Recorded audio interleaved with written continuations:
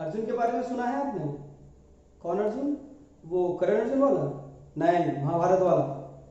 महाभारत वाले अर्जुन की एक बहुत बड़ी खासियत थी, वो निशाना बहुत अच्छा लगाते थे। एक फंक्शन में उन्होंने मछली के ऊपर निशाना लगाया था और वो मछली थी ऊपर। आपको पता है अगर वो मछली पानी के अंदर होती तो अर्जुन कहाँ निशाना लगाते? मछली अगर यहाँ होती ना, वो निशाना यहाँ लगाते, नीचे उसके। क्यों? क्योंकि पानी के अंदर कोई भी बॉडी जहां होता है एक्चुअल में वो उसके ऊपर दिखता है। अगर बॉडी है यहाँ तो वो दिखेगा यहाँ। यानी अगर बॉडी यहाँ पर जो बॉडी दिख रही है उस पर निशाना लगाना हो तो हम लोग को यहाँ पे निशाना लगाना पड़ेगा, तब जाकर उस बॉडी को हम लोग हिट कर पाएंगे, टारगेट कर पाएंगे। ऐसा क्यों होता है? कुछ और एग्जाम्पल से देख लेते हैं पहले। जैसे एक बाल्टी है, बाल्टी के अंदर पानी भरा है। हम लोग देखते हैं कि बाल्टी का जो नीचे का जो सरफेस है यानी नीचे का जो तल है वो हमें ऊपर उठा हुआ दिखता है। अगर बाल्टी के नीचे में कोई सामान रखा है तो वो हमें ऊपर दिखता है थोड़ा। अगर कोई डंडा रख दे तो वो टेढ़ा दिखता है। क्या है ये? कौन सा करिश्मा कुदरत का? वेल, कुदरत के इस करिश्मे का नाम है रिफ्रैक्शन ऑफ लाइट। ये होता है रिफ्रैक्शन ऑफ लाइट की वजह से। तो आज की इस वीडियो में हम लोग इसी रिफ्रैक्शन ऑफ लाइट को डिस्कस करेंगे, अच्छे से जानेंगे, डिटेल में एकदम जानेंगे इसे। बहुत मजेदार टॉपिक है आज का, बहुत मजेदार वीडियो भी बनने वाला है। एकदम डेप्थ में मैं जाऊंगा इस टॉपिक के और इस टॉपिक से रिलेटेड सारी चीजों को हम लोग देखेंगे बहुत डिटेल में। तो इस वीडियो को आप पूरा जरूर देखें अगर आप चाहते हैं कि इस टॉपिक पर आपका एकदम क्रिस्टल क्लियर कॉन्सेप्ट तैयार हो। तो नमस्कार, मेरा नाम रवि साहब है और स्वागत है आपका हमारे प्यारे से channel tutor for you learn to live में। और जैसे कि मैंने पहले कहा है, इस वीडियो में हम लोग डिस्कस करने वाले हैं रिफ्रैक्शन और उससे रिलेटेड ये ढेर सारे टॉपिक्स को। सबसे पहला जो टॉपिक है हमारा आज का वो है रिफ्रैक्शन ऑफ लाइट। उसके बाद हम लोग देखेंगे laws of refraction of light, फिर principle of reversibility, lateral shift, refraction through multiple refracting media, real and apparent depth, जिसके अंदर हम लोग देखेंगे नॉर्मल शिफ्ट, यहाँ लैटरल शिफ्ट और एक नॉर्मल शिफ्ट, ये दो चीजें हम लोग आज देखेंगे। Critical angle and total internal reflection देख लेंगे। कंडीशंस फॉर टीआईएल यानी टोटल इंटरनल रिफ्लेक्शन की क्या कंडीशंस है वो जानेंगे। Relation between refractive index and critical angle ये भी देख लेंगे। और अंत में हम देखेंगे practical applications of total internal reflection. और इस एप्लीकेशन में से एक एप्लीकेशन होगा हमारा जियो, जिसको ऑपरेट कर रहा है यानी ऑप्टिकल फाइबर्स। तो जैसे कि पहले कहा है, ये वीडियो अंत तक आप जरूर देखें। बहुत सारी चीजें आज आपके सामने पेश होंगी, बहुत सारे राज के ऊपर से आज पर्दा उठेगा।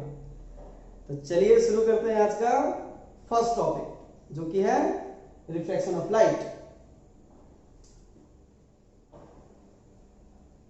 तो पहले हम लोग देख लेंगे reflection of light and laws of reflection of light. इससे पहले मैंने 3 वीडियोस बनाए हैं रे ऑप्टिक्स के ऊपर और तीनों वीडियोस रे ऑप्टिक्स से रिलेटेड बेसिक टॉपिक्स और रिफ्लेक्शन ऑफ लाइट के ऊपर बेस्ड है। उन तीनों वीडियोस को आप जरूर देखें ताकि आपका एक एक टॉपिक क्लियर हो सके, एक एक चीजें क्लियर हो सके और आज का भी ये वीडियो आपका पूरा अच्छे से समझ में आ सके, एकदम क्रिस्टल क्लियर कॉन्सेप्ट आपका तैयार हो सके। तो उन तीनों वीडियोस को देखने के लिए आप टाइप करिए जाकर के YouTube में ray optics tutor for you या फिर चैनल के प्लेलिस्ट में जाइए, आपको सारे वीडियोस मिल जाएंगे। डिस्क्रिप्शन बॉक्स में जाइए, वहां पे सारे वीडियोस मिल जाएंगे। तो देर किस बात की, जल्दी से जाकर वो वीडियोस देखिए, उसके बाद ये वीडियो देख लीजिए। और अगर आपका पहले से कॉन्सेप्ट क्लियर है तो चलिए चलते हैं, आते हैं। रिफ्लेक्शन ऑफ लाइट किसको कहते हैं? देखिए, जब भी एक रे ऑफ लाइट एक मीडियम से चलकर दूसरे मीडियम के रिफ्रैक्टिंग सरफेस पे इंसिडेंट होता है। दो मीडियम है, दो मीडियम मतलब सपोज कि ये एयर है और ये वाटर है। So basically ray of light air से चल के वाटर के पास आया है, उसके सरफेस पे वो टकराया है, तो क्या होगा? वो अंदर एंटर करेगा, ओके? और अंदर जब एंटर करेगा तो उसका जो पाथ है वो डेविएट होगा, वो अपने पाथ से डेविएट हो जाएगा। इसी फेनोमेनन को हम लोग बोलते हैं refraction of light. So whenever a ray coming from any medium incident on the surface of another medium, then the path of light deviates. This phenomenon is known as refraction of light. ठीक है, reflection of light क्या था? देखिए यहाँ पे पूरा का पूरा रिफ्लेक्शन नहीं होगा, कुछ लाइट यहाँ से रिफ्लेक्ट होकर भी वापस चला जाएगा, इसीलिए तो पानी हमें चमकता हुआ दिखता है, शाइन करता हुआ दिखता है, क्योंकि कुछ लाइट टकरा के वापस आ जाता है। ठीक ना? तो रिफ्लेक्शन ऑफ लाइट तो हम पढ़ चुके थे, इसीलिए इस पर ज्यादा डिस्कस नहीं करते हैं। और कुछ लाइट एब्जॉर्ब भी होते हैं। ठीक है, सो चलिए, तो वो सब तो बात की बात है, हम लोग देखते हैं रिफ्लेक्शन ऑफ लाइट। अब देखिए, ये जो रे आ रहा है इसको हम लोग बोलेंगे इंसिडेंट रे, एकदम जैसे रिफ्लेक्शन ऑफ लाइट में होता है। ये हो गया हमारा इंसिडेंट रे, जब अंदर एंटर कर गया तो वो बन गया रिफ्रैक्टेड रे। ओके, जिस पॉइंट पे वहां करके इंसिडेंट हुआ था, मतलब टकराया था, उसका नाम है point of incidence. Point of incidence. और इस पॉइंट ऑफ इंसिडेंस के ऊपर अगर हम लोग ऐसे ऊपर नीचे 90 डिग्री का एंगल बनाते हुए दो लाइन से अगर ड्रॉ कर लें, दो परपेंडिकुलर अगर ड्रॉ कर लें, इसको बोलते हैं नॉर्मल। ओके, नाउ नॉर्मल के साथ इंसिडेंट रे जो एंगल बनाता है उस एंगल को बोलते हैं आई। आई मतलब angle of incidence. Angle of incidence. और नॉर्मल के साथ रिफ्रैक्टेड रे जो एंगल बनाता है उसको बोलते हैं आर।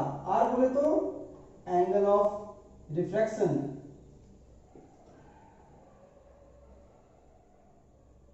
ओके, अब देखिए, अगर ये बीच में वाटर नहीं आ जाता तो ये लाइट कैसे पास होता? ऐसे ना, बट बीच में ये वाटर आ गया है, इसलिए ये क्या हुआ, इस तरह से पास हुआ, तो अपने पाथ से वो डेविएट हुआ, थोड़ा झुक गया, है ना, थोड़ा वो हट गया। तो कितना हटा हुआ, कितना डेविएट हुआ, उसको हम लोग बोलेंगे डेल्टा। ये डेल्टा का सिंबल है, ऐसे। ठीक है, डेल्टा। डेल्टा मतलब होता है angle of deviation. Angle of deviation मतलब वो लाइट अपने पाथ से कितना डेविएट हुआ, कितना विचलित हुआ।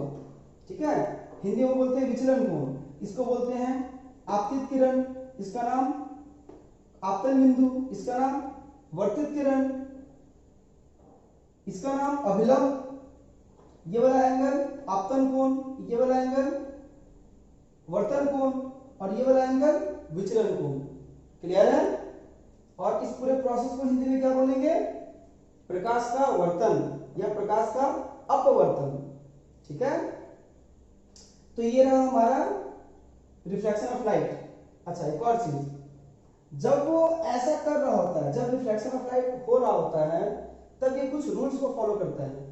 जैसे रिफ्लेक्शन ऑफ लाइट जब होता है तो वहां पर कुछ रूल्स फॉलो होते हैं, उसी तरह रिफ्लेक्शन ऑफ लाइट में भी कुछ रूल्स फॉलो होते हैं। कैसे रूल्स है वो, आइए समझते हैं। दो रूल्स हैं इसके। सबसे पहला जो रूल है वो ये है कि इंसिडेंट रे, रिफ्रैक्टेड रे and the normal drawn on the point of incidence, on the point of incidence lie on the same plane। मतलब ये जो इंसिडेंट रे है, ये जो रिफ्रैक्टेड रे है और ये जो नॉर्मल है, ये तीनों एक ही प्लेन में होंगे। एक ही प्लेन में होंगे मतलब जैसे मान लीजिए ये ग्लास है, इस ग्लास के अंदर वाटर है, पूरा भरा हुआ यहां तक। ओके,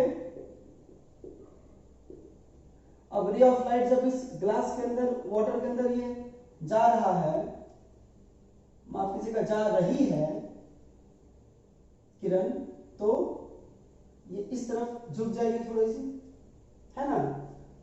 तो ये जो तीनों, ये जो यहाँ पर हमारा नॉर्मल है, रिफ्लेक्टेड रे है और इंसिडेंट रे है, ये तीनों क्या होगा, एक ही प्लेन में होगा। एक ही प्लेन मतलब यहाँ पर अगर हम लोग एक वर्चुअल प्लेन ड्रॉ कर लें तो हमें इसी प्लेन के ऊपर मिलेगा। अगर पानी घट भी जाए तो हमको इसी प्लेन में सब कुछ मिलता हुआ दिखेगा। जो भी रहेगा ये इसी वर्चुअल जो प्लेन है इसी प्लेन में मिलेगा। ओके, तो ये तीनों चीजें क्या होती हैं, सेम प्लेन में ये तीनों एग्जिस्ट करती है। ठीक है ना। चलिए अब आते हैं हम लोग सेकंड लॉ। सेकंड लॉ है, सेकंड लॉ ऑफ रिफ्रैक्शन को हम लोग बोलते हैं Snell's law, SNELLS, Snell's law.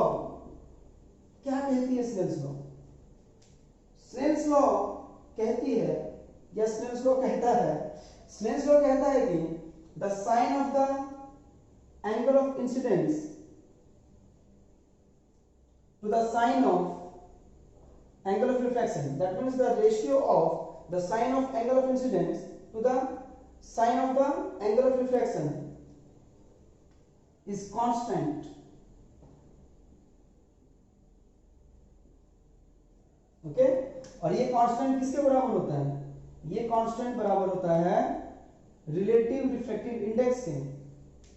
मतलब समझिए पहले आप, जब भी कोई रे ऑफ लाइट एक मीडियम से चल के दूसरे मीडियम में एंटर किया, रिफ्रैक्शन हुआ, तो एक मीडियम से दूसरे मीडियम तक जब वो आया, पहले मीडियम में उसका एंगल ऑफ इंसिडेंस बना, दूसरे एंगल में एंगल ऑफ रिफ्रैक्शन बना।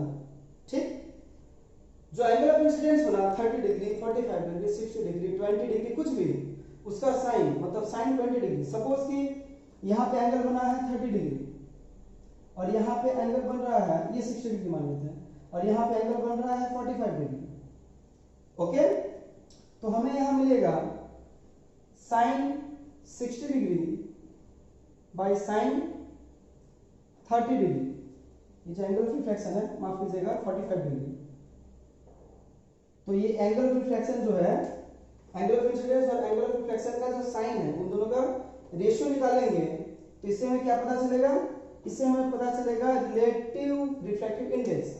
रिलेटिव रिफ्रैक्टिव इंडेक्स क्या है? तो एयर का रिफ्रैक्टिव इंडेक्स और वाटर का रिफ्रैक्टिव इंडेक्स, इसके लिए फिलहाल इन दोनों के रेशियो को बोलेंगे हम लोग relative refractive index. Relative refractive index क्या है, रिफ्रैक्टिव इंडेक्स क्या है, ये सारी चीजें मैंने अपने फर्स्ट वाले वीडियो में, जो ऑप्टिक्स के फर्स्ट वाले वीडियो में मैंने सब कुछ एक्सप्लेन किया है। आप जाकर उस वीडियो को देख लें ताकि आपको अच्छे से समझ में आ सके। तो ये था हमारा स्नेल्स लॉ।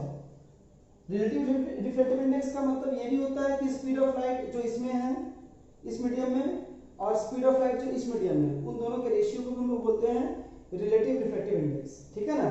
तो जो भी हो, ये जो है हमारा sine I by sine R, वो होता है रिलेटिव रिफ्रैक्टिव इंडेक्स के बराबर। Relative refractive index of A to B, that means अगर वो किसी मीडियम ए से मीडियम बी तक अगर आ रहा है रे ऑफ लाइट, तो इन दोनों का जो रेशियो है वो refractive index of A to B के बराबर होगा। इसको हम लोग कहते हैं स्नेल्स लॉ। ओके, क्लियर है? देखिए एक्चुअली होता क्या है ना, ये जो एंगल ऑफ इंसिडेंस है ना, वो डायरेक्टली प्रोपोर्शनल होता है एंगल ऑफ रिफ्रैक्शन से। मतलब ये दोनों आपस में डायरेक्टली प्रोपोर्शनल होते हैं। जाहिर सी बात है, जितना ज्यादा एंगल ऑफ इंसिडेंस होगा उतना ज्यादा यहाँ पे हमें एंगल ऑफ रिफ्रैक्शन मिलेगा।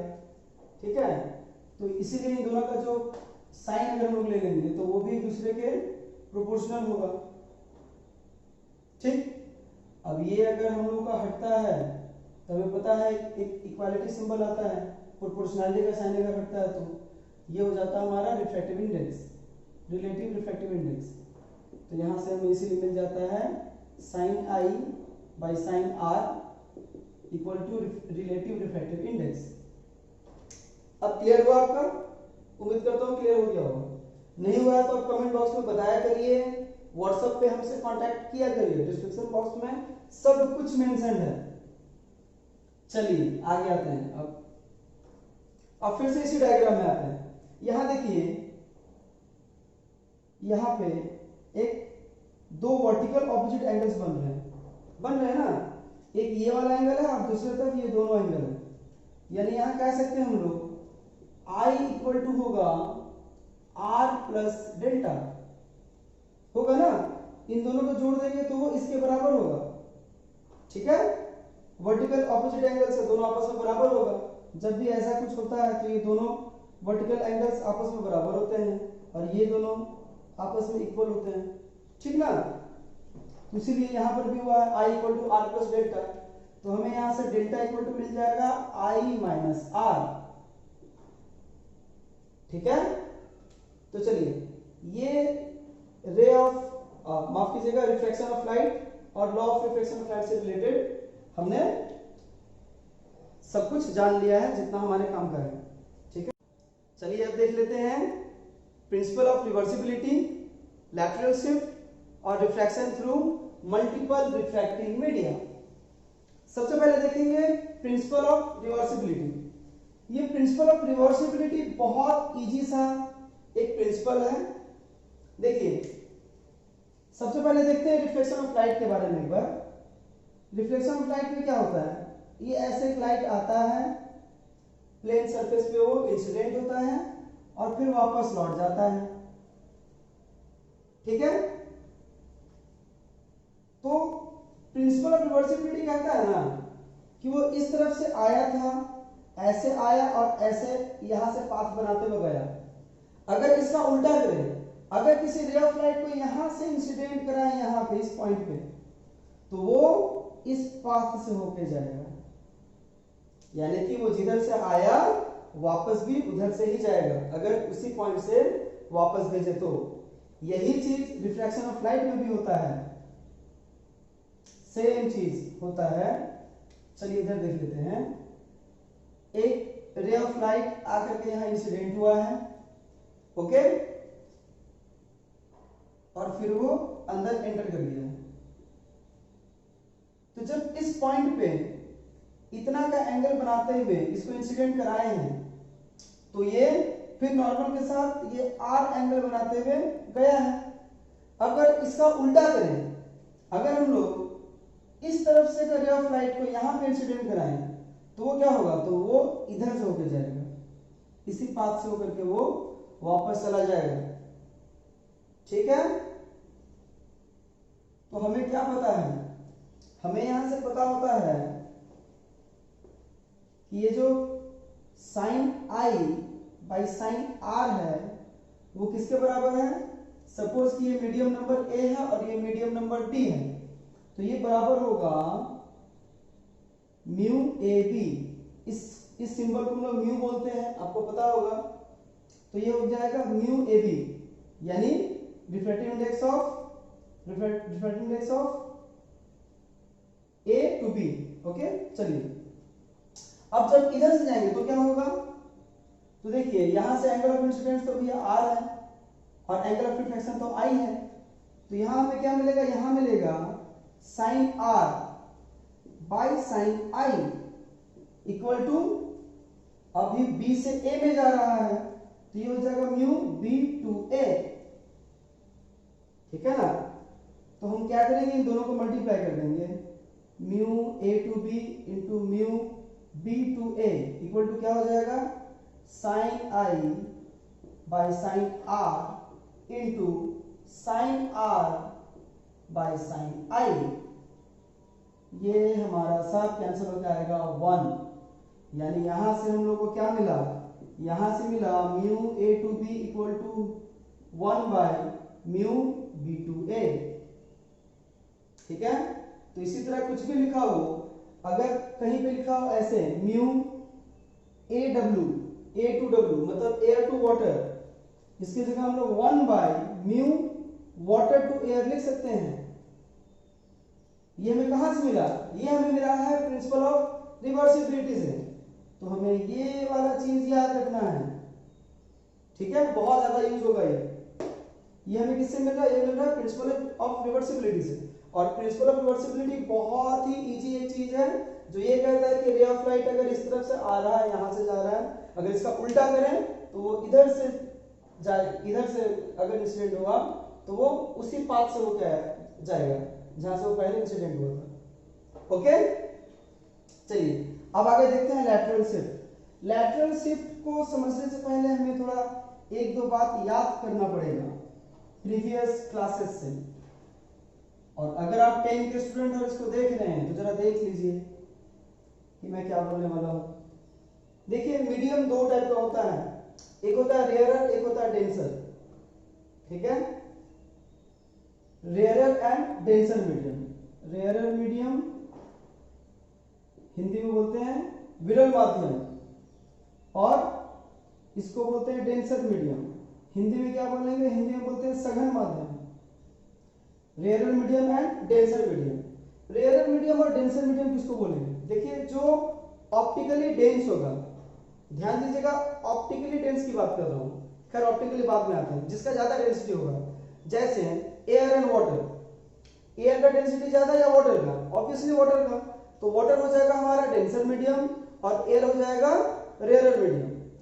अगर रे ऑफ लाइट वाटर से ग्लास में एंटर कर रहा है तो वाटर का डेंसिटी ज्यादा है ग्लास का? ऑब्वियसली ग्लास का डेंसिटी ज्यादा।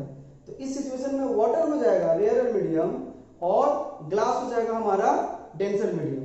ठीक है, अब अगर दो तरह का वाटर आए तो वाटर टू वाटर, एक वाटर जो कलरलेस है, कुछ भी नहीं मिलाए हैं, और एक वाटर में हम लोग क्या किए हैं, ब्लू कलर उसमें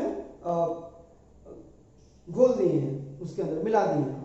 ठीक है, तो इस सिचुएशन में क्या होगा, दो तरह का वाटर हमने लिया है, ये एक पॉट है, नीचे में जो है वो ब्लू कलर का वाटर है और ऊपर में कलरलेस है। तो क्या होगा, देखिए कलरलेस है, आराम से इसमें से पास होगा, बट ब्लू वाले में क्या होगा, जाकर के उसका स्पीड थोड़ा कम जाएगा। तो ये दोनों अलग अलग मीडियम की तरह काम करेगा। ठीक है ना, दोनों है वाटर बट अलग अलग मीडियम की तरफ काम करेगा। क्यों? क्योंकि इसका कलर अलग हो गया है, इसीलिए मैंने टर्म यूज किया था ऑप्टिकली डेंसर। ऑप्टिकली डेंसर यानी ऑप्टिकली तरीके से वो, ऑप्टिकल तरीके से वो क्या है, डेंस है, देखने से वो डेंस लग रहा है। ठीक है ना, तो वो डिपेंड करता है कलर्स के ऊपर। ओके, ये कलरलेस है, ये कलर है, कलरफुल है, ये ब्लू कलर का है, तो इसका ऑप्टिकली ये ज्यादा डेंसर होगा, इसका ऑप्टिकल डेंसिटी ज्यादा होगा। ठीक है, चलिए, तो जब भी ray of light rarer medium से डेंसर मीडियम में एंटर करता है तो वो झुक जाता है, किसके तरफ, नॉर्मल की तरफ। और अगर वो डेंसर मीडियम से रेयरर मीडियम में जाता है तो क्या होता है, तो वो दूर भागता है नॉर्मल से, वो नॉर्मल से दूर भागता है। तो रेयरर से जब डेंसर में जाएगा तो वो नॉर्मल की तरफ झुकेगा रे ऑफ लाइट, और अगर डेंसर से रेयरर में जाएगा तो नॉर्मल से वो दूर भागेगा, वो दूर हटेगा। जान लिए हम लोग इसको। अब चलिए, ये यूज होगा हमारा लैटरल शिफ्ट में। लैटरल शिफ्ट क्या है, देखिए हम लोग क्या करते हैं, एयर के बीच में ग्लास स्लैब रख देते हैं। ग्लास स्लैब मतलब दिखाता हूं आपको, ये रहा, ये कुछ ऐसा है, कोई एक ऐसा चीज अगर हम लोग रख देते हैं तो क्या होगा, देखते हैं क्या होता है। सबसे पहले तो देखिए यहां एयर है और ये ग्लास है, ये ग्लास है, ये एयर है, और फिर नीचे क्या है, एयर है। ओके, सबसे पहले रे ऑफ लाइट इंसिडेंट होगा यहां पे। ठीक, यहां पे हम लोग एक नॉर्मल खींच लेते हैं। चलिए, अब ये क्या होगा, ये थोड़ा झुकेगा। चलिए इसको थोड़ा सा और ऐसे बनाते हैं थोड़ा, ये क्या होगा, ये झुकेगा।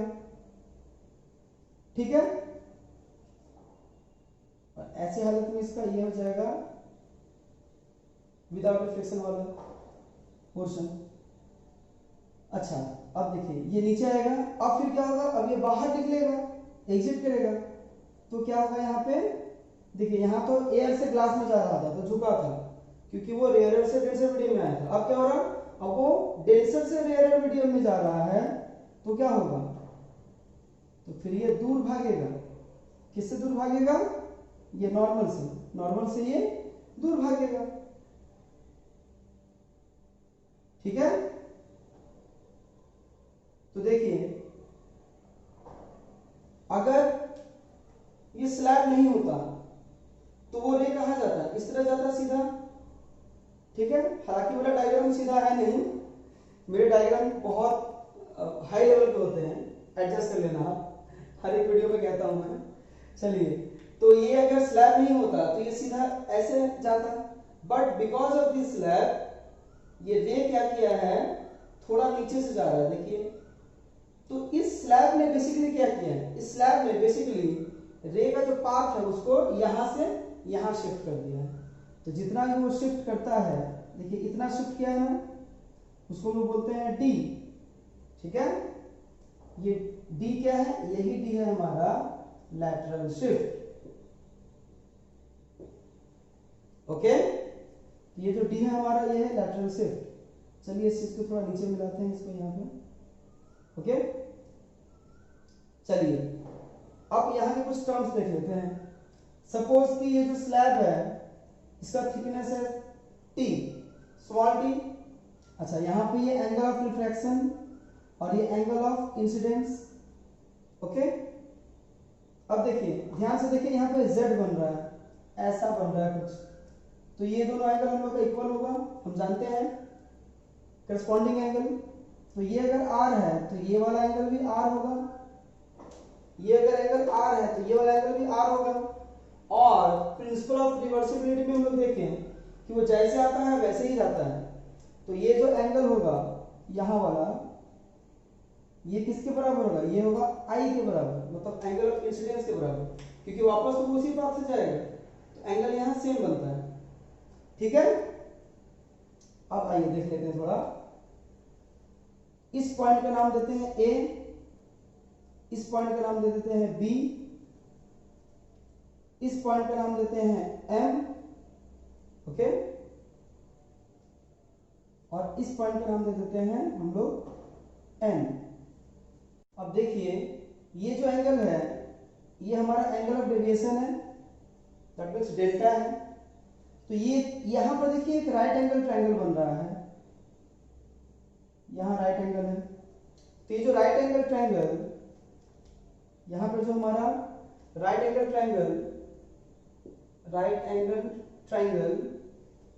ABN जो है, राइट एंगल ट्रायंगल ABN में हमें क्या दिख रहा है, इन राइट एंगल ट्रायंगल ABN, यहां हमें साइन डेल्टा इक्वल टू क्या मिलेगा, साइन डेल्टा इक्वल टू मिल जाएगा हमारा परपेंडिकुलर बाय हाइपोटेन्यूज, तो ये हमारा परपेंडिकुलर है, ठीक है, और ये हमारा हाइपोटेन्यूज है, यानी कि AB। तो परपेंडिकुलर है हमारा BN, तो BN बाय हो जाएगा हमारा AB, ओके। ये देख लीजिए इस ट्रायंगल को, ये हो गया इसका बेस, ये परपेंडिकुलर और ये हाइपोटेन्यूज, ठीक। तो यहां से हमें साइन डेल्टा के प्लेस पे हम लोग लिख सकते हैं साइन I माइनस R। कुछ देर पहले मैंने बताया था कि ये डेल्टा का वैल्यू I माइनस R होता है।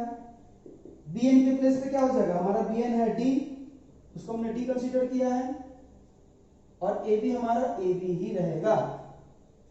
तो यहां से हमें AB इक्वल टू क्या मिल रहा है, AB इक्वल टू हमें मिल जाएगा D by sine I minus R, okay. अब चलिए फिर साथ में इस वाले ट्रायंगल AMB, ये भी एक राइट एंगल ट्रायंगल है, देखिए यहां पे राइट एंगल बन रहा है इसका, ठीक है। तो ये हो गया इसका बेस, क्योंकि एंगल यहां बन रहा है R, ये हो गया इसका बेस, ये परपेंडिकुलर और ये हाइपोटेन्यूज AB। हम यहां से निकालेंगे साइन R इक्वल टू, तो R के लिए मैंने अभी कहा ये हो जाएगा बेस, ये परपेंडिकुलर और ये हाइपोटेन्यूज, ठीक है। साइन R भी हम लोग यहां से cos R निकालते हैं, ठीक है। cos R इक्वल टू क्या होता है, cos R होता है बेस बाय हाइपोटेन्यूज, तो यहां पे बेस क्या है, बेस है AM बाय हाइपोटेन्यूज क्या है AM बाय AB, और तो यहां से cos R इक्वल टू क्या हो जाएगा, AM हमारा क्या है, AM ये है जो कि T के बराबर है थिकनेस, ये हो जाएगा T बाय ए बी के प्लेस पे ये वाला पुट कर देंगे, यानी D by sine I minus R, और तो यहां से हम लोग को कॉस आर इक्वल टू मिल जाएगा, ये साइन चला जाएगा ऊपर, ये हो जाएगा T sine I minus R by D.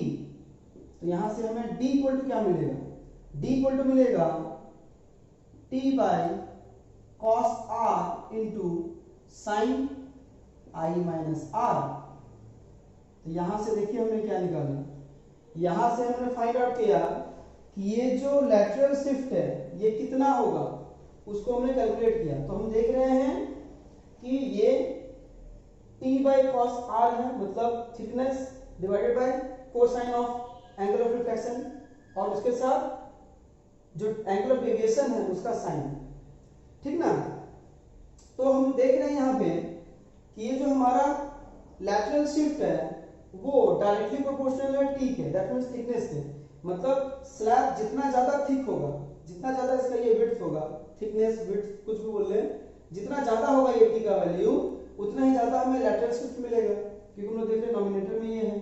और दूसरा चीज हम लोग देख रहे हैं कि angle of deviation i minus R, मतलब एंगल ऑफ डेविएशन जितना ज्यादा होगा उतना ज्यादा लैटरल शिफ्ट होगा।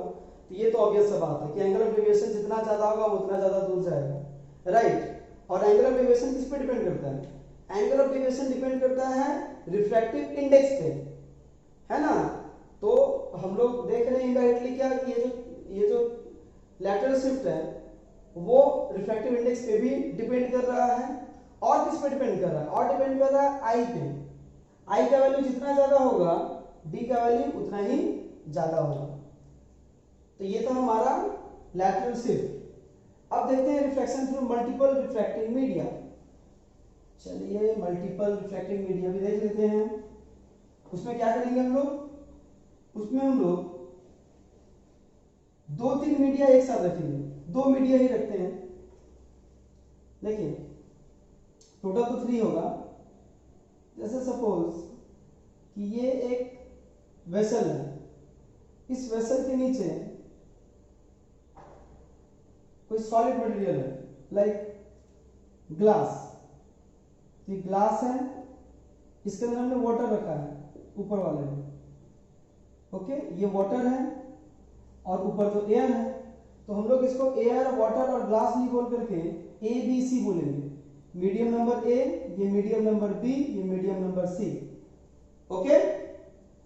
अब देखिए क्या होगा। सबसे पहले तो रे ऑफ लाइट जब आकर के यहां इंसिडेंट होगा तो वो कुछ एंगल बनाता हुआ यहां आएगा। चलिए इस डायग्राम को ना थोड़ा और क्लियर करते हैं ताकि समझने में थोड़ा हमारे लिए पॉसिबल हो, ज्यादा अच्छे से हम समझ पाए।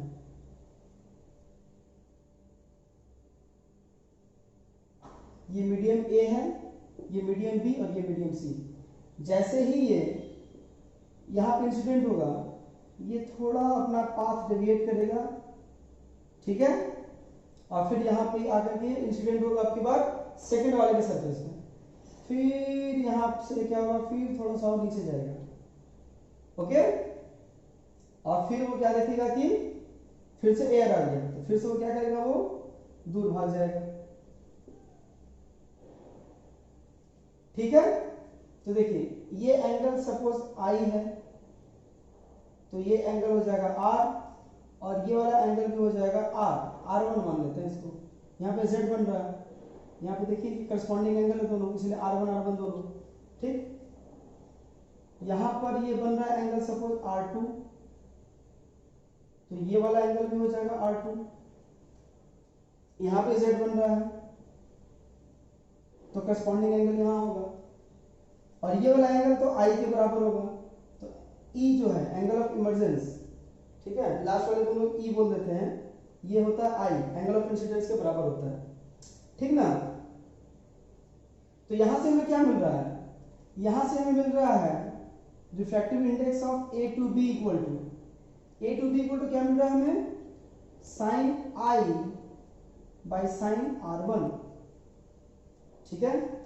फिर म्यू B to C हमें क्या मिल रहा है, B to C म्यू हमें क्या मिल रहा है, ये हो जा रहा है हमारा साइन R1 बाय, यहां पे देखिए R2 है, साइन R2, और mu C A equal to क्या मिल रहा है, फिर से सी से जब वो मीडियम ए में आ जा रहा है, ये तो बाहर तो एयर है तो उसको हम लोग ए मान लिए थे, तो ये हो जाएगा हमारा साइन R2, वापस आते वक्त साइन, इसका साइन और इसका sine, sine R2 by sine I। Okay, तो हम लोग को यहां से क्या मिलेगा, हम लोग देखेंगे यहां से तीनों को मल्टीप्लाई करके, sine A to B sorry mu A to B into mu B to C into mu C to A equal to क्या मिलेगा हमें, दैट इक्वल टू मिल जाएगा sine I by sine R1 into sine R1 by sine R2 into sine R2 by sine I। देखिए सब cancel हो जाएगा, cut के ये आ जाएगा 1। ओके, तो हमें यहां से क्या मिलेगा, हमें यहां से मिलेगा mu A to B into mu B to C equal to 1 by mu C to A। इसको हम लोग इधर भेज देंगे राइट हैंड साइड में, तो यहां से हमें क्या मिलेगा, यहां से हमें मिल जाएगा mu A to B into mu B to C equal to, इसके प्लेस पे हम लोग म्यू A टू C लिख सकते हैं 1 by C mu C to A equal to क्या हो जाएगा, म्यू A टू C। तो ये भी बहुत इंपॉर्टेंट चीज हमें यहाँ पे मिलता हुआ दिखा है। चलिए अब आते हैं मछली वाले टॉपिक पे। पानी के अंदर से मछली रहती है, ऊपर क्यों दिखती है, नीचे रहने के बावजूद, और किसी बाल्टी का जो नीचे का जो पोर्शन होता है वो ऊपर क्यों दिखता है। तो चलिए उसी चीज को देखते हैं। टॉपिक है real depth and apparent depth and normal shift. चलिए देखते हैं कैसे क्या होता है। सपोज कि ये एक वेसल है, कोई बर्तन है, ठीक, इसके अंदर पानी है यहां तक। ओके, रे ऑफ लाइट सीधा आया, आकर के इसके सरफेस से टकराया अंदर वाले में, ठीक है। और आई थिंक ये बेंड हो गया है, एक मिनट मैं इसको सीधा ड्रॉ कर लेता हूं। सीधा आया, आकर के वो यहां पे स्ट्राइक किया, ओके, और फिर ये रिफ्लेक्ट होकर के ऊपर की तरफ आया, ओके। तो देखिए पहले जब आया वो तो डायरेक्ट वो सीधा 90 डिग्री का एंगल बना के आया, इसलिए कोई डिफ्लेक्शन नहीं हुआ। बट जाते वक्त ये बेंड होके जा रहा है।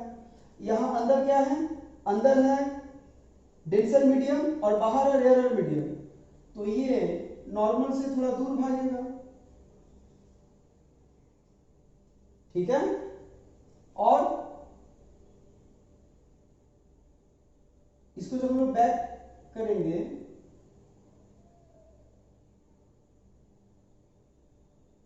तो हम लोग को ये यहां मिलेगा एक पॉइंट, ओके। चलिए इन पॉइंट्स का नाम रख देते हैं। इसका नाम रख देते हैं ए, इसका बी, इसका ओ, ओके, इसका नाम रख देते हैं पी, ठीक। अब देखिए यहां से देखते हैं पहले, ये एंगल हमारा यहाँ पे आई है, यहां से जब यहां जा रहा है तो ये एंगल हमारा आई है, एंगल ऑफ इंसिडेंस, और यहां पे जो बन रहा है ये हो जाएगा एंगल ऑफ रिफ्लेक्शन। ध्यान से देखिएगा जरा, रे ऑफ लाइट यहां से यहां जा रहा है तो ये एंगल ऑफ इंसिडेंस और ये एंगल ऑफ रिफ्लेक्शन। अब देखिए ये अगर आई है तो ये वाला भी आई होगा, करस्पॉन्डिंग एंगल देखिए जेड बन रहा है, ये करस्पॉन्डिंग एंगल जब भी ऐसे जेड बनता हो तो करस्पॉन्डिंग एंगल सेम होता है, ठीक है ना। तो यहाँ पे देखिए ये अगर आई है तो ये भी हमारा आई होगा, ओके। और यहाँ देखिए यहाँ बन रहा अल्टरनेट एंगल, अगर ये आर है तो ये वाला भी आर होगा, ओके। अल्टरनेट एंगल, दो लाइंस है और एक बेंट लाइन है, तो ये वाला एंगल और ये वाला एंगल बराबर होता है। यहाँ देखिए ऐसा ही कुछ सिनेरियो क्रिएट हो रहा है, इसलिए अगर ये आर है तो ये वाला भी आर होगा। अब ध्यान दीजिए इस चीज के ऊपर थोड़ा। यहां से इस मीडियम को हमने ए मान लिया और इस वाले मीडियम को हमने बी मान लिया, तो यहां से हमें mu B to A equal to क्या मिलेगा, हमें मिलेगा sine I by sine r. Okay, अब देखिए इसको हम लोग बी टू ए को अगर उल्टा करने जाएंगे तो क्या मिलेगा, हमें मिलेगा 1 by mu A to B. इसके जगह हम लोग ये लिख सकते हैं दैट इक्वल टू क्या मिलेगा, sine I by sine r. और तो यहां से हमें mu A to B equal to क्या मिलेगा, sine are by sine i. Okay, चलिए अब आते हैं मछली वाले टॉपिक पे। पानी के अंदर से मछली रहती है, ऊपर क्यों दिखती है, नीचे रहने के बावजूद, और किसी बाल्टी का जो नीचे का जो पोर्शन होता है वो ऊपर क्यों दिखता है। तो चलिए उसी चीज को देखते हैं। टॉपिक है real depth and apparent depth and normal shift. चलिए देखते हैं कैसे क्या होता है। सपोज कि ये एक वेसल है, कोई बर्तन है, ठीक, इसके अंदर पानी है यहां तक। ओके, रे ऑफ लाइट सीधा आया, आकर के इसके सरफेस से टकराया अंदर वाले में, ठीक है। और आई थिंक ये बेंड हो गया है, एक मिनट मैं इसको सीधा ड्रॉ कर लेता हूं। सीधा आया, आकर के वो यहां पे स्ट्राइक किया, ओके, और फिर ये रिफ्लेक्ट होकर के ऊपर की तरफ आया, ओके। तो देखिए पहले जब आया वो, तो डायरेक्ट वो सीधा 90 डिग्री का एंगल बना के आया, इसलिए कोई डिफ्लेक्शन नहीं हुआ। बट जाते वक्त ये बेंड होते जा रहा है। यहां अंदर क्या है, अंदर है डेंसर मीडियम और बाहर है रेयरर मीडियम, तो ये नॉर्मल से थोड़ा दूर भागेगा, ठीक है। और इसको जब हम लोग बैक करेंगे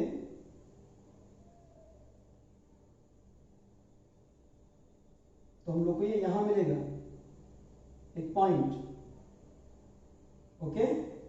चलिए इन पॉइंट्स का नाम रख देते हैं।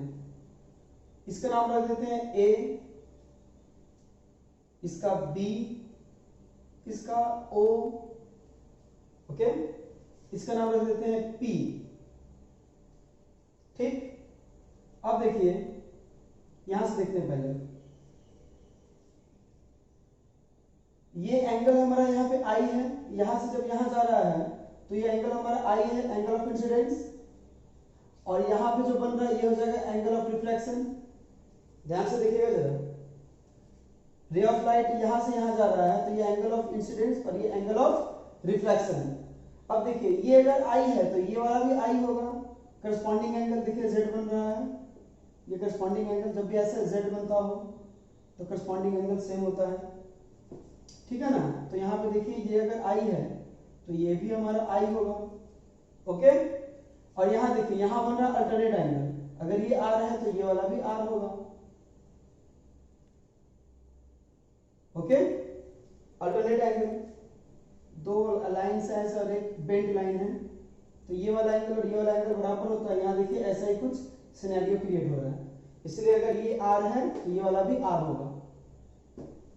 अब ध्यान दीजिए इस चीज के ऊपर थोड़ा।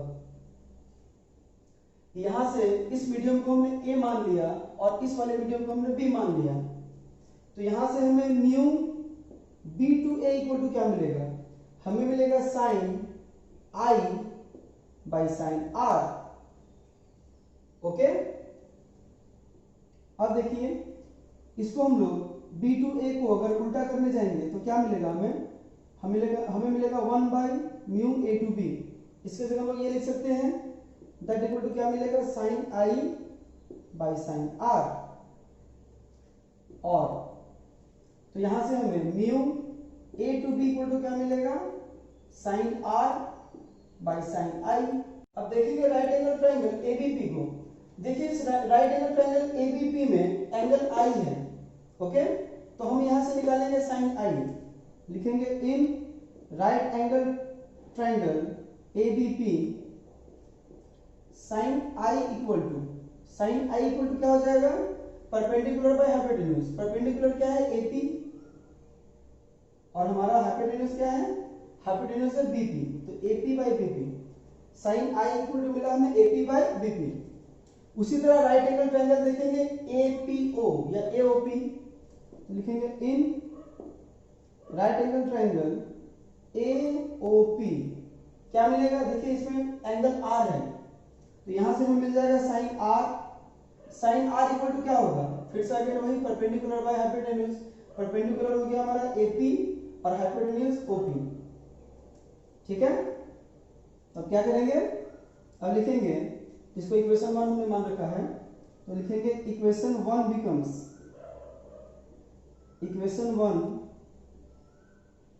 बिकम्स क्या रहेगा वो, तो हमारा इक्वेशन 1 हो जाएगा mu A to B equal to sine r के प्लेस पे एपी बाई ओपी और साइन आई के प्लेस पे एपी बाई बीपी।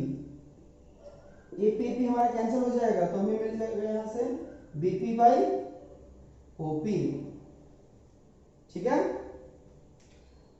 अब जो कहना चाह रहा हूं जरा ध्यान से समझिएगा,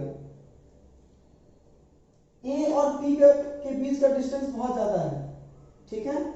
तो हमें अगर इसको देखना होगा, अगर हमें सपोज कि हमें ये देखना है, बाल्टी का नीचे का अगर हम लोग को पोर्शन देखना है, इस वेसल का अगर हम लोग को नीचे का पोर्शन देखना है, तो हमें क्या करना पड़ेगा, हमें आई अगर यहां पर रखेंगे अगर हम लोग, तो हमें क्या देखने को मिलेगा, तो हमें या तो ए दिखेगा या तो पी दिखेगा, क्योंकि ये दोनों तो दूर में है, ऐसे समझ में।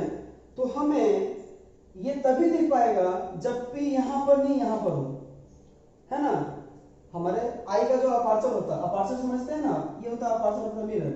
ये एक एंड से मिरर का हमने बताया था, ये जो एक एंड से दूसरे एंड का जो डिस्टेंस होता है, इसको बोलते हैं अपर्चर ऑफ द मिरर। हमारा आई का अपर्चर बहुत छोटा होता है ना। तो यहाँ पर हम देखेंगे तो ये रहा हमारा आई, ठीक ना, यानी हमारे पॉइंट पी को यहाँ पे होना पड़ेगा एकदम क्लोज टू ए, तब जाकर के हम लोग देख पाएंगे, ठीक है। तो इस हालत में क्या होगा, देखिए P यहां भी बन सकता है, यहां भी, यहां भी। हमें यहां अच्छे से समझाना था, इसलिए मैंने यहां पे P बनाया। ये P हर जगह बन सकता है, ये पॉइंट। तो इस पॉइंट में हम लोग देख लेंगे यहां क्या हो जाएगा, अगर यहां पे P पॉइंट बन रहा है तो A और P दोनों बहुत क्लोज है, यानी हम लोग कह सकते हैं, यहां लिखेंगे since the aperture of the I, since the aperture of the I is very small, हमारा आई का अपर्चर बहुत छोटा है, तो हम लोग अगर देखेंगे ऐसे, तो P जो हमें दिखेगा, हमें आंख के इस तरफ दिखेगा A और इस तरफ P।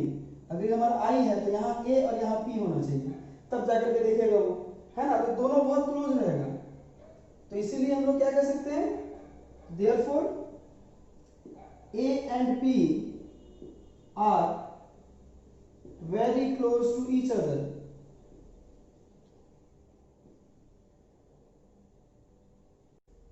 तो यहां से हमें क्या मिलेगा, अगर ये दोनों क्लोज हुआ तो ये BP इक्वल टू हो जाएगा हमारा AB, ये BP दोनों का क्लोज हुआ तो AB के बराबर होगा, और उसी तरह OP इक्वल टू होगा OA। तो यहां से हमें mu A to B equal to क्या मिल जाएगा, तो BP के प्लेस पे लिख देंगे AB और OP के प्लेस पे OA। तो यहां से हमें क्या मिल रहा है, देखिए mu A to B equal to, ये AB क्या है, AB क्या है, AB है रियल डेप्थ। AB हमारा क्या है, ये है हमारा रियल डेप्थ, जो एक्चुअल डेप्थ है, ये है हमारा रियल डेप्थ। और OA क्या है, OA जो हम लोग को बाहर से दिखता है, बाहर से जो डेप्थ दिखता है, होना चाहिए यहाँ पे, लेकिन वो दिखता है यहाँ पे। क्यों ऐसा दिखता है, क्योंकि देखिए यहां से रे आया, टकराया, वो यहाँ गया और फिर टकरा के इधर चला गया, ठीक है ना। तो कोई आदमी अगर इसको यहां से देखेगा तो उसको कहां दिखेगा, उसको ये दिखेगा यहाँ पे, क्योंकि ह्यूमन आई तो उतना एफिशिएंट है नहीं कि वो ये कैच कर सके कि लाइट ऐसे आया है, टकराया है, डेविएट होकर आंख में पड़ रहा है। ऐसा नहीं है, हमें जो चीज जहां दिखता है हम लोग उसको उसी वहीं पे मान लेते हैं। तो ये चीज हमको यहाँ से क्या हो रहा है, हमको वो ये चीज यहाँ दिखेगा इस प्लेस में। तो एपी ए ओ हो जाएगा हमारा, या ओ ए कुछ भी कह लें, ये हमारा हो जाएगा अपरेंट डेप्थ।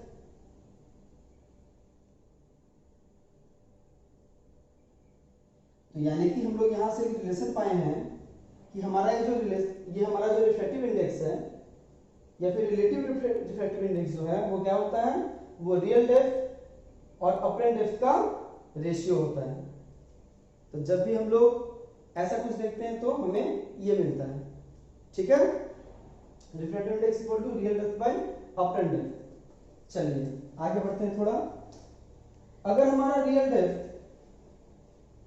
मान लीजिए रियल डेप्थ है हमारा t, ओके, तो देखिए यहां से ये जो OB है ना, मतलब जितना ये शिफ्ट हो गया, पहले ये यहां पे था, रियल डेप्थ यहां पे है, लेकिन ये वाटर की वजह से यहां दिख रहा है, तो कितना ये ऊपर शिफ्ट हो बताइए तो, इतना OB।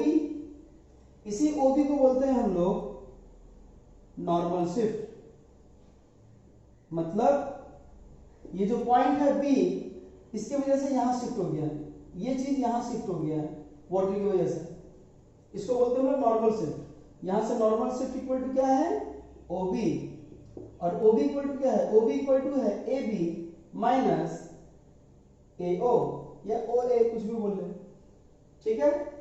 AB हमारा क्या है, AB हमारा T माइनस OA के प्लेस पे क्या लिख सकते हैं, OA के प्लेस पे लिख सकते हैं हम लोग, एक सेकंड पहले, अभी T नहीं लिखते इसको, AB माइनस AO के प्लेस पे क्या लिख सकते हैं, AO के प्लेस पे लिख सकते हैं AB by mu A to B, that equal to AB ले लेंगे कॉमन, तो अंदर क्या बचेगा 1 minus 1 by mu A to B। अब AB के प्लेस पे हम लोग रख देंगे T, तो T इंटू हो जाएगा 1 minus 1 by mu A to B। इस नॉर्मल शिफ्ट को हम लोग मान लेते हैं कि T है, ठीक है। तो हमें T इक्वल टू क्या मिला, T into 1 minus 1 by mu A to B। तो ये एक्सप्रेशन हुआ हमारा नॉर्मल शिफ्ट का। यानी अगर हमें ये पता करना है, सिर्फ वाटर में ऐसा नहीं होता है, अगर कोई ऑयल है, ग्लिसरीन है, कुछ भी है, उसके साथ भी ऐसा ही होगा। नीचे का जो प्लेन है वो हमें ऊपर दिखेगा, ठीक। तो ये कितना दिखेगा, अगर हम लोग को ये फाइंड आउट करना हो तो हम लोग सबसे पहले देख लेंगे उसका जो रियल डेप्थ है वो कितना है, तो ये तो कंटेनर से हमें पता चल जाएगा। और क्या देखेंगे, और देखेंगे कि जो हम लोग लिक्विड अंदर इस्तेमाल कर रहे हैं उसका रिफ्रैक्टिव इंडेक्स कितना है बाहर के मीडियम के रिस्पेक्ट में। मतलब अगर एयर है, हम लोग अगर घर में देख रहे हैं तो बाहर एयर होगा, तो एयर के रिस्पेक्ट में वो जो लिक्विड यूज कर रहे हैं, वाटर या ग्लिसरीन, उसका रिफ्रैक्टिव इंडेक्स कितना है। अगर वो दोनों चीज पता चल जाए तो हम लोग का नॉर्मल शिफ्ट पता चल जाएगा। तो एक्चुअली ये जो मछली वाला मामला था वो क्या था, ये नॉर्मल शिफ्ट का मामला था। मछली नीचे थी, दिख ऊपर नहीं थी, उसका नॉर्मल शिफ्ट हो जा रहा था, ठीक है ना। तो अगर हमें निशाना साधना हो, अगर निशाना बनाना हो मछली के ऊपर, तो सबसे पहले हम लोग को वो जो पॉन्ड है, झील है, नदी है, जो भी है, उसका हम लोग को पहले डेप्थ पता कर लेना पड़ेगा और पानी का हमें रिफ्रैक्टिव इंडेक्स पता करना पड़ेगा। तो क्या देखेंगे, तो हम लोग ये देखेंगे कि उसका D मतलब उसका नॉर्मल शिफ्ट वो कितना है, ये हम लोग देख लेंगे। उसी हिसाब से हम लोग कैलकुलेशन करके उसको टारगेट करेंगे। मन में यही चल रहा होगा ना, सर इतना कुछ करेंगे, इतने दिन में तो मछली भाग जाएगी इसीलिए प्रैक्टिस करेंगे हम लोग, प्रैक्टिस, ठीक है। ठीक वैसे ही खैर मछली मारने की प्रैक्टिस आप बाद में कर लेना, पहले आप थोड़ा फिजिक्स का प्रैक्टिस कर लो, ये सारे डेरिवेशंस जो मैंने बताए हैं वो थोड़ा प्रैक्टिस कर लो, ठीक है। और अगर कोई डाउट है तो फटाफट आप कमेंट सेक्शन में पूछ लो, कोई डाउट नहीं है भैया वीडियो को लाइक कर दो। अब देखेंगे एक बहुत ही इंपॉर्टेंट टॉपिक जो है critical angle and total internal reflection. समझने में थोड़ा प्रॉब्लम होता है बाकी लोगों को, लेकिन चलिए अभी मैं एक्सप्लेन करने वाला हूँ। मुझे बताइएगा कि इसमें कहाँ प्रॉब्लम हो रही है आपको, कहाँ आपको ऐसा लग रहा है कि ये टफ है। बहुत इजी टॉपिक है, आप एक बार थोड़ा गौर से देखिएगा इस टॉपिक को। सबसे पहले हम लोग देखते हैं क्रिटिकल एंगल। कुछ दिन पहले हमने अभी देखा था कि जब भी कोई ray of light denser medium से रेयर मीडियम में जाता है तो वो नॉर्मल से दूर हटता है, राइट। इसी चीज का हम लोग यहाँ फायदा उठाएंगे। देखिए पूरा खेल इसी का है। ये एक रे ऑफ लाइट, ये डेंसर मीडियम है और ये एक रेयर मीडियम है, ओके। ये रे ऑफ लाइट यहाँ पे इंसिडेंट हुआ है, ये क्या होगा, ये दूर हटते हुए जाएगा, ओके। ये हमारा एंगल ऑफ इंसिडेंस आई है। अब इसको थोड़ा और बढ़ाएंगे, एंगल ऑफ इंसिडेंस को थोड़ा और बढ़ाएंगे तो क्या होगा, ये थोड़ा और दूर भागेगा। इसको थोड़ा और इंक्रीज करेंगे, एंगल ऑफ इंसिडेंस को हम लोग थोड़ा और बढ़ाएंगे तो क्या होगा, ये थोड़ा और नीचे आएगा अभी, और एक टाइम ऐसा आएगा जब थोड़ा और बढ़ा देंगे तो क्या होगा, तो देखेंगे कि ये जो सरफेस है ये इसी सरफेस से रिफ्लेक्ट होकर चला जा रहा है। समझिए इस चीज को। किसी एक एंगल ऑफ इंसिडेंस के लिए जब इसको भेज रहे हैं तो देख रहे हैं कि वो दूर भाग रहा है नॉर्मल से, रे ऑफ लाइट। हम क्या किए, एंगल ऑफ इंसिडेंस को थोड़ा और बढ़ा दिए तो ये थोड़ा और दूर भागा, और बढ़ाएं तो ये और दूर भागा। उसके बाद एक मोमेंट ऐसा आया जब ये क्या हुआ, जब ये उस सरफेस के ऊपर से ही रिफ्लेक्ट हो गया, रिफ्रैक्ट हो गया एक्चुअली। इस सिचुएशन में क्या हो रहा है, इस सिचुएशन में ये नॉर्मल के साथ कितना एंगल बना रहा है, ये बना रहा है 90 डिग्री का एंगल। यानी यहां पे एंगल ऑफ रिफ्रैक्शन कितना है, 90 डिग्री है। ये किसके लिए है, ये पर्टिकुलर कोई एक एंगल के लिए ही है, कोई एक इंसिडेंस एंगल के लिए ही है वो, उससे ज्यादा या कम होगा तो नहीं होगा। अगर हम लोग को 90 डिग्री का एंगल पाना है तो एंगल ऑफ इंसिडेंस हम लोग को एक फिक्स चाहिए होगा, उसी एंगल ऑफ इंसिडेंस के लिए ये 90 डिग्री होगा। तो चलिए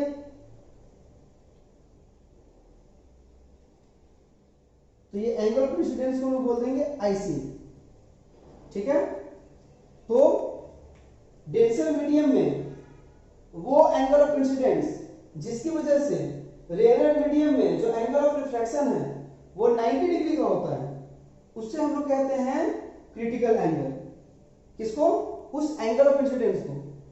वो एंगल ऑफ इंसिडेंस जिसकी वजह से जो एंगल ऑफ रिफ्रैक्शन है वो 90 डिग्री का है, उस एंगल ऑफ इंसिडेंस को हम बोलेंगे क्रिटिकल एंगल।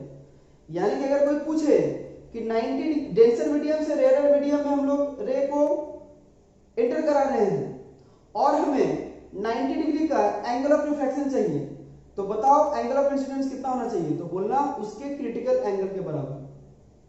समझ आया। तो उस एंगल को हम लोग क्या बोलते हैं, क्रिटिकल एंगल। यानी क्रिटिकल एंगल से अगर हम लोग भेजेंगे तो हमें 90 डिग्री का एंगल ऑफ रिफ्रैक्शन मिलेगा। अच्छा अब बताइए, अब क्या होगा अगर इसको और ज्यादा ऊपर कर दिए तो, एंगल ऑफ इंसिडेंस को और बढ़ा दिए तो ये क्या होगा, ये उस पार नहीं जा करके अंदर ही रिफ्लेक्ट हो जाएगा, क्योंकि ये और झुकेगा। इसको अगर और ऊपर लेके जाएंगे तो जाहिर सी बात है वो और नीचे झुकेगा, और नीचे झुकेगा तो क्या होगा, हम देख रहे हैं कि वो उस पार जा ही नहीं रहा है, इसी पार वापस आ जा रहा है। तो क्या रिफ्लेक्शन हो रहा है, नहीं, यहां तो रिफ्लेक्शन हो गया। देखिए आया और इसी मीडियम में चला गया, दूसरे मीडियम में तो ये गया ही नहीं। इस तरह के रिफ्लेक्शन को बोलते हैं total internal reflection. Total internal reflection. तो जब भी कोई रे डेंसर मीडियम से रेयर मीडियम में जा रहा होता है और इस हालत में अगर उसका जो एंगल ऑफ इंसिडेंस है वो क्रिटिकल एंगल से ज्यादा हो जाता है तो क्या होता है, तो वो दूसरे मीडियम में ना जा करके पहले वाले मीडियम में ही इंसिडेंट रिफ्लेक्ट हो जाता है। पहले वाले मीडियम में वो क्या होता है, रिफ्लेक्ट हो जाता है। इस तरह के रिफ्लेक्शन को बोलते हैं टोटल इंटरनल रिफ्लेक्शन। अब ये टोटल इंटरनल रिफ्लेक्शन क्यों बोल रहे हैं, देखिए इससे पहले भी हम लोग एक रिफ्लेक्शन पढ़े हैं, उसमें क्या होता था, उसमें रे ऑफ लाइट आता था, रिफ्लेक्ट होकर जाता था। लेकिन इस हालत में क्या होता था पता है, इस हालत में बहुत सारा रे इसका एब्जॉर्ब हो जाता था सरफेस में। एक बहुत अच्छा जो आइडियल रिफ्लेक्टर भी है ना, वो 90% टू 95% तक ही रिफ्लेक्ट कर पाता है, मिनिमम 5% का एब्जॉर्ब होता ही होता है।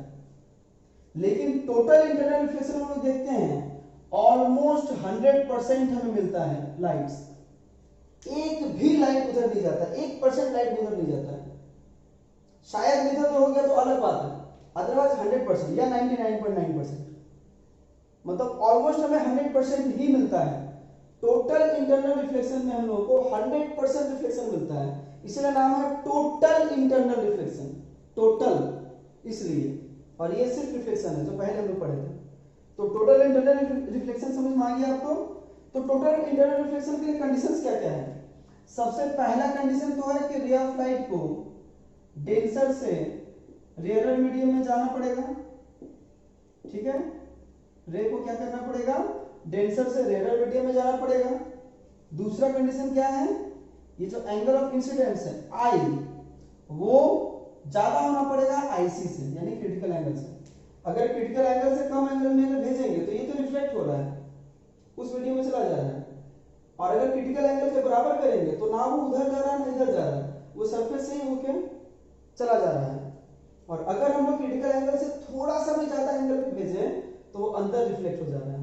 तो टोटल इंटरनल रिफ्लेक्शन के लिए हम लोग को ये दो कंडीशन चाहिए। सबसे पहले तो कि डेंसर मीडियम से रेयरर मीडियम में जाना चाहिए रे ऑफ लाइट। दूसरा क्या है, the angle of incidence should greater than the angle of critical angle, should be greater than critical angle, the angle of critical बोलने जा रहा था चलिए अब देखते हैं प्रैक्टिकल। अच्छा एक चीज बाकी रह गया, relation between refractive index and critical angle. तो देखिए हमें पता है कि mu A B equal to क्या होता है। सपोज कि ये मीडियम नंबर, ये मीडियम ए है और ये मीडियम बी है, ओके। तो medium mu A to B मतलब यहां से यहां तक का A to B equal to क्या होगा, देखिए ये हमारा है आर और ये हमारा आई, ठीक है। तो अगर हम लोग रे को बी से ए में लेके जा रहे हैं, चलिए बी टू ए लिखते हैं, mu B to A equal to क्या हो जाएगा, ये हो जाएगा हमारा साइन आईसी, क्रिटिकल एंगल है, क्रिटिकल एंगल के लिए बता रहा हूं, sine ic by sine r, ठीक है। अब देखिए mu B into A equal to में क्या मिलेगा, साइन आईसी, और जब क्रिटिकल एंगल के बराबर होता है एंगल ऑफ इंसिडेंस तो इस तरफ एंगल कितना बनता है, एंगल ऑफ रिफ्लेक्शन 90 डिग्री का, तो ये हो जाएगा साइन 90 डिग्री, ओके। तो हमें यहां से मिलेगा mu B to A equal to sine ic, ठीक है। बट अगर हम लोग को रिफ्रैक्टिव इंडेक्स निकालना है ए टू बी तो क्या होगा, तो यहां से हमें A to B equal to क्या मिलेगा, हमें पता है वो होता है 1 by mu B to A, और 1 by B mu to A की जगह क्या लिखेंगे, साइन आईसी। तो हमें mu A to B equal to क्या मिलेगा, 1 बाई साइन आईसी। यानी कि हमें क्या पता चल रहा है, हमें ये पता चल रहा है कि जो क्रिटिकल एंगल का साइन होता है वो रिफ्रैक्टिव इंडेक्स होता है डेंसर से रेयरर मीडियम का रिलेटिव रिफ्रैक्टिव इंडेक्स, और अगर रेयरर से डेंसर का रिलेटिव रिफ्रैक्टिव इंडेक्स निकालना है तो हमें क्या करना पड़ेगा, 1 बाई साइन आईसी कर देना पड़ेगा। मतलब क्रिटिकल एंगल का साइन को हम लोग 1 बाई करके लिख देंगे, रेसिप्रोकल उसका निकाल लेंगे तो हम लोग को मिल जाएगा। उम्मीद करता हूं कि ये समझ में आपको आ गया है। चलिए आगे बढ़ते हैं। Practical applications of TIL, that means total internal reflection. Practically हम लोग इसको यूज कहां करते हैं, या फिर प्रैक्टिकली हम लोग इसको देखते कहां हैं। सबसे पहले तो इसका यूज करते हैं हम लोग लाइट को डेविएट करने के लिए। सपोज कि मेरे पास जो रे ऑफ लाइट आ रहा है हम उसे चाहते हैं 90 डिग्री में डेविएट करने के लिए, तो हम क्या कर सकते हैं, हम लोग एक मिरर ले सकते हैं, राइट। एक मिरर ले सकते हैं और 45 डिग्री के एंगल पे उसको इंसिडेंट करा सकते हैं, तो क्या होगा, तो एंगल ऑफ रिफ्लेक्शन भी हम लोग को 45 डिग्री मिलेगा, 45 90 डिग्री। तो देखेंगे कि रे ऑफ लाइट क्या हुआ, अपना पाथ को डेविएट कर दिया 90 डिग्री। बट यहां क्या होगा, हम लोग अगर 100% लाइट देंगे तो 100% लाइट हमें नहीं मिलेगा। क्या मिलेगा, हमें 90 to 95% लाइट ही मिलेगा। वो भी बहुत अच्छा रिफ्लेक्टेड हुआ तब। तो हमें अगर पूरा 100% पाना हो तो क्या करना चाहिए, हम यूज करते हैं प्रिज्म का। अब सवाल उठता है कि ये प्रिज्म क्या है। तो एक प्रिज्म होता है एक ट्रायंगल का सॉलिड फॉर्म, यानी कि उसका 3D फॉर्म। जैसे एक रेक्टेंगल का सॉलिड फॉर्म क्या होता है या 3D फॉर्म क्या होता है, क्यूबॉइड, ऐसा है ये रेक्टेंगल का 3D फॉर्म है। इसी तरह एक ट्रायंगल का जो 3D फॉर्म होता है वो होता है प्रिज्म। तो हम लोग यूज करते हैं ग्लास प्रिज्म, ग्लास का बना हुआ प्रिज्म हम लोग यूज करते हैं। उस प्रिज्म को हम लोग क्या करते हैं, ये ऐसा शेप का होता है, वैसे इसका 3D फॉर्म कुछ ऐसा देखने को मिलता है हमें।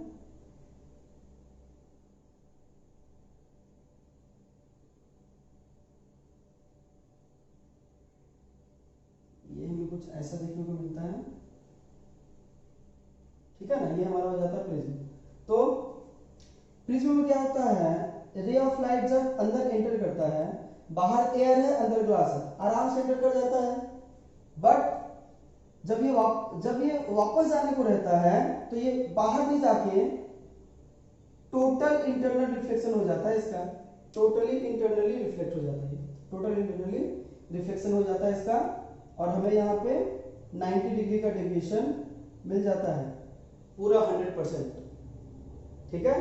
तो हम लोग कुछ ऐसा ही इसको एंगल से भेजते हैं जो क्रिटिकल एंगल से ज्यादा हो, ताकि ये इसका टोटल इंटरनल रिफ्लेक्शन हो सके और ये लाइट हमारा डेविएट हो सके। अगर 180 डिग्री का डेविएशन करना हो तो फिर से वही चीज यहां से करेंगे अगर मिरर में तो हमें मिल जाएगा, है ना। अगर हम लोग एकदम परपेंडिकुलर एक प्लेन मिरर के ऊपर उसको इंसिडेंट कराएं तो क्या होगा, तो वो जैसा आया है वैसे ही वापस चला जाएगा, पूरा 180 डिग्री उसका डेविएशन हो जाएगा। ऐसा है लेकिन ऐसे गया, बट फिर से वही बात हो जा रहा है कि 90 to 95% ही मिलेगा, बाकी का नहीं मिलेगा, वो भी बहुत अच्छा रिफ्लेक्टेड होने के बाद। प्रिज्म से कैसे होता है, प्रिज्म का देख लेते हैं। तब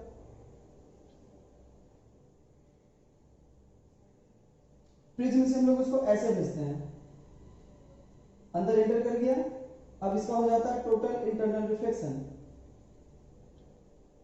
और ये चलाता है नीचे। तो देखिए गया था ऐसे, आया है ऐसे, एकदम 180 डिग्री डेविएशन देखने को मिल रहा है। तो जब भी रे ऑफ लाइट को हम लोग को डेविएट करना होता है तो हम लोग यूज करते हैं प्रिज्म का। और ये प्रिज्म किस पे काम करता है, टोटल इंटरनल रिफ्लेक्शन पे, डेविएशन के टाइम, ठीक है। चलिए सेकंड जानते हैं हम लोग मिराज के बारे में। मिराज, मिराज क्या है, हिंदी में बोलते हैं हम लोग मरीचिका, मृग मरीचिका, मृग तृष्णा, ऐसे ही बहुत सारा नाम है।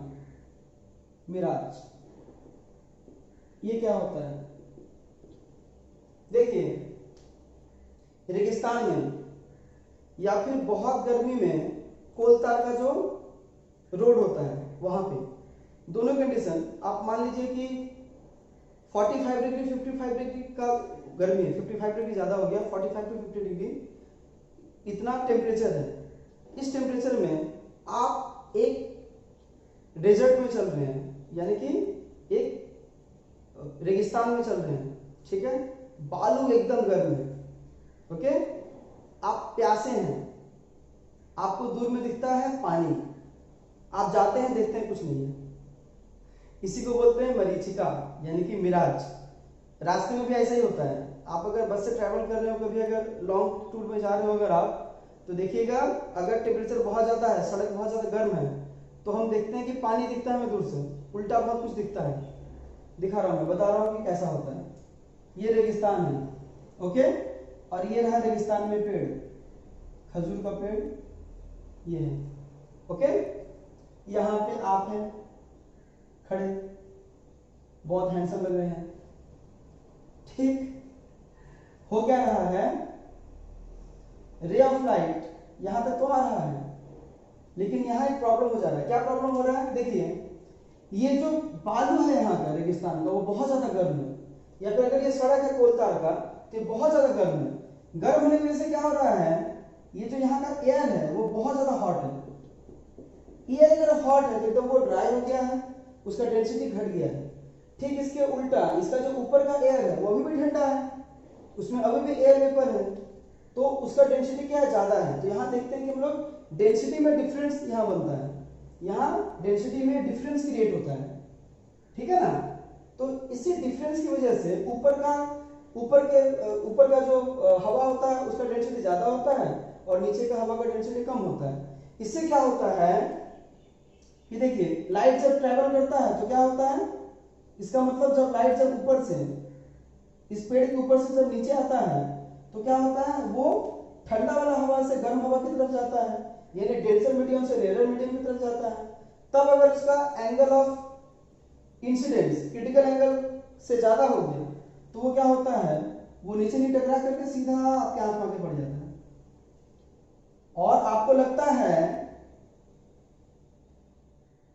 कि यहां पे पेड़ है ऐसे।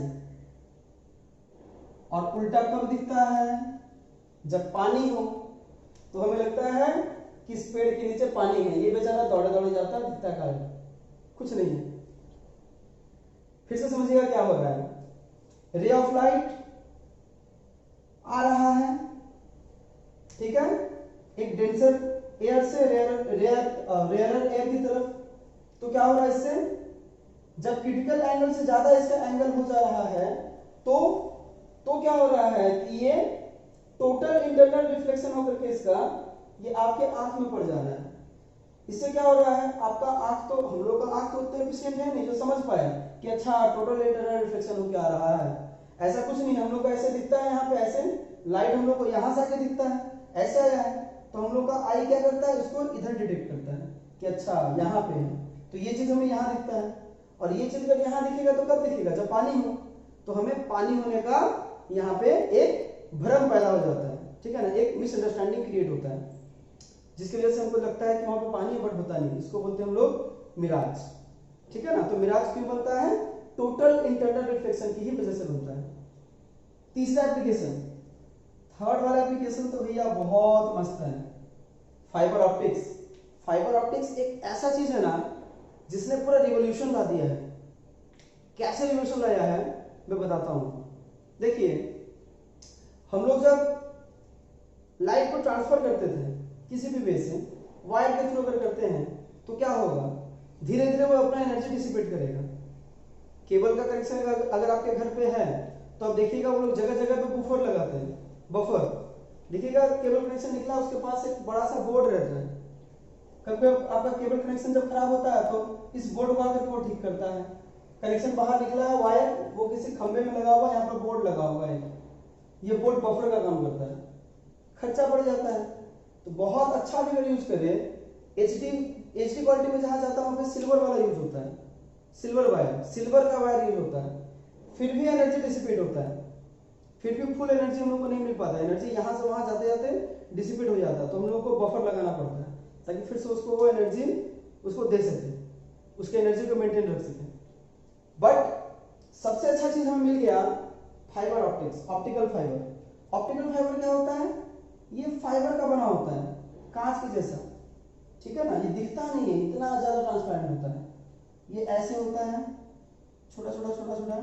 इसके अंदर से जब भेजते हैं ना तो हम लोग कुछ इस तरह से भेजते हैं ना कि टोटल इंटरनल रिफ्लेक्शन हो और पूरा का पूरा जो यहाँ पर रिफ्लेक्शन हो रहा है लाइट का, वो होते होते एक भी बाहर ना जाए, सीधा हम लोग को मिल जाए। देखिए कैसे ये काम करता है। ये हमारा ऑप्टिकल फाइबर है, सपोज मैंने बड़ा करके दिखाया, इतना मोटा बड़ा तो दिखता नहीं जनरली।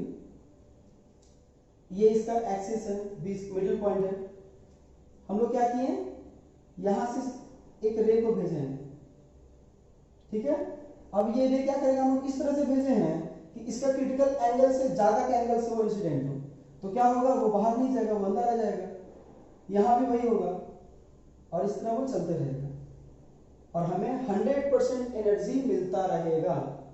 जियो के अगर आप कॉल पे बात करते हैं तो आपको बहुत साफ साफ नहीं मिलता है भैया। जो एयरटेल वाले हैं, वोडाफोन वाले हैं, वो प्लीज मुझ पर गुस्सा ना हो, ये कोई स्पॉन्सर्ड वीडियो नहीं है, मैं बस बता रहा हूँ कि जियो ने क्या किया था, उसने ऑप्टिकल फाइबर का यूज किया है जिससे साउंड एकदम क्लियर आता है, एनर्जी डिसिपेट नहीं होता है, ठीक है। तो ये है रीजन। तो ऑप्टिकल फाइबर इसी पे काम करता है, किस पे, टोटल इंटरनल रिफ्लेक्शन पे। आप समझ सकते हैं टोटल इंटरनल रिफ्लेक्शन हमारे लिए कितना ज्यादा जरूरी है। तो इस तरह से काम करता है हमारा ऑप्टिकल फाइबर। ऑप्टिकल फाइबर से यूज कहाँ होता है? कम्युनिकेशन में यूज होता है, डेटा ट्रांसफर के लिए यूज होता है और बहुत सारी चीजों में यूज होता है। ठीक है, ऑप्टिकल फाइबर का। तो चलिए आज हम लोग बहुत सारे टॉपिक्स को पढ़ लिए हैं। पहले हमने रिफ्रैक्शन ऑफ लाइट पढ़ा, फिर उसका लॉ पढ़ा कि क्या क्या है, स्नेल्स लॉ हमने उसके अंदर देखा। फिर हमने क्या देखा? फिर हमने देखा लैटरल शिफ्ट क्या होता है। तो एक स्लैब के थ्रू जब जाता है तब, उससे पहले हमने पढ़ा प्रिंसिपल ऑफ रिवर्सिबिलिटी। फिर हमने क्या देखा? फिर हमने देखा refracting through multiple refracting surfaces, multiple 2 3 4 से अगर अलग अलग डिफरेंट वाले से अगर रिफ्लेक्ट होगा तो क्या होगा, वो हमने देखा। फिर हमने रियल डेप्थ और अपरेंट डेप्थ देखा कि रियल डेप्थ कितना होता है और हम लोग को दिखता कितना है। अर्जुन का मछली याद आ गया होगा आपको। उसके बाद फिर हमने उसी में देखा कि वो एक्चुअली जो डिफरेंस होता है डेप्थ का, उसको हम लोग क्या बोलते हैं? नॉर्मल शिफ्ट, वो हमने देख लिया। उसके बाद फिर हमने क्या देखा? उसके बाद हमने देखा क्रिटिकल एंगल। उसके बाद हमने देखा टोटल इंटरनल रिफ्लेक्शन, उसके कंडीशंस को जाना। फिर रिलेशन समझा रिफ्रैक्टिव इंडेक्स और क्रिटिकल एंगल के बीच में। और लास्ट में हम देखें application of TIL, that means total internal reflection. उम्मीद करता हूं ये सारे टॉपिक्स आपको समझ में आ गए होंगे। एक दो प्रॉब्लम जो मुझे समझ में आ रहा है कि बोर्ड का शाइन करना, बोर्ड का स्टूडियो में पूरा सेटअप कर रहा हूं, उसके बाद ये प्रॉब्लम ओवरकम हो जाएगा। दूसरा प्रॉब्लम हो सकता है कि आपको डायग्राम बहुत छोटा लगे, ठीक है, जो मुझे फील होता है। तो आप एक बार जरा आप इसको हायर रिजोल्यूशन में देखिएगा, आपको वो पूरा डायग्राम दिखेगा अच्छे से। तो उम्मीद करता हूं कि ये सारे टॉपिक्स आपको बहुत अच्छे से समझ में आ गए होंगे। अगर ऐसा है तो इस वीडियो को प्लीज लाइक कर दीजिए, बाकी ज्यादा से ज्यादा लोगों को शेयर करिए ताकि बाकी लोग भी इस वीडियो को देखें, इस वीडियो को समझें और भी ज्यादा लोगों में शेयर करें और इस वीडियो को ज्यादा से ज्यादा लोगों तक पहुंचाएं, ज्यादा से ज्यादा लोगों का भला हो। अगर आपने चैनल को सब्सक्राइब नहीं किया तो प्लीज सब्सक्राइब कर दीजिए। आप बाकी लोगों से भी सब्सक्राइब कराइए। इस चैनल को लेकर के मैंने बहुत बड़े बड़े सपने देख रखे हैं कि बाकी फैकल्टीज को भी मिलाऊंगा, सारे सब्जेक्ट में पढ़वाऊंगा। ये सारे चीजें सपने सारे पूरे तब हो पाएंगे जब आप हमारा साथ देंगे। हम आपकी हेल्प के लिए खड़े हैं, बस आपका साथ बना रहे। हर एक चीज में आपके हर एक मोड पे आप मुझे पाएंगे, आपका हेल्प करता होगा। चैनल को सब्सक्राइब करने के लिए आप सब्सक्राइब बटन पे क्लिक करिए, बेल आइकन दबा दीजिए और ऑल का ऑप्शन भी आप सेलेक्ट कर लीजिए। अगर कोई शिकायत है, कहीं कुछ समझ में नहीं आया है, कोई टॉपिक आपके पास ऐसा है जो आपको समझ में नहीं आ रहा है, इससे रिलेटेड है लेकिन मैंने डिस्कस नहीं किया है, आप कमेंट सेक्शन में बताइए। आप हमें इस नंबर पर व्हाट्सएप करिए, आप हमसे इंस्टाग्राम में जुड़िए, आप हमसे फेसबुक में जुड़िए, हमें मेल करिए, वेबसाइट विजिट करिए, बहुत सारे ऑप्शंस हैं। इस वीडियो को आपने अंत तक देखा है, इसके लिए आपको बहुत बहुत धन्यवाद, दिल से कह रहा हूं। मिलता हूं आपसे किसी अगले यूजफुल वीडियो में, तब तक के लिए नमस्कार।